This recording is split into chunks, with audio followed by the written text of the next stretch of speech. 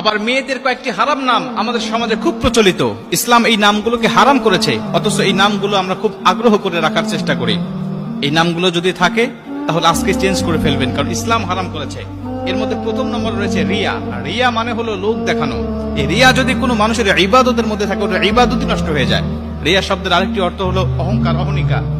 এটা যদি বাস্তব জীবনের উপরে প্রভাব পড়ে, বিশ্বনবী বলেছেন মানুষের নামের অর্থ, নামের প্রভাব তার বাস্তব জীবনের উপরে প্রভাব পড়ে, যার কারণে এটা দুনিয়া আখিরাত ভালো নাম হলে উজ্জ্বল করে দেয়, যদি এটা খারাপ নামের অর্থ বহন করে তাহলে দুনিয়া আখিরাত নষ্ট করে দেয়।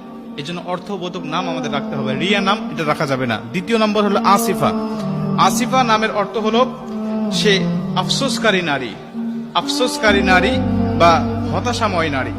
আফসোসকারী এই অর্থ যদি তার বাস্তব জীবনের উপর প্রভাব পড়ে, সারা জীবন তার আফসোস করতে যাবে, হতাশাময় জীবন তার কাটবে। এজন্য আসিফা নামটা এটা রাখা যাবে না।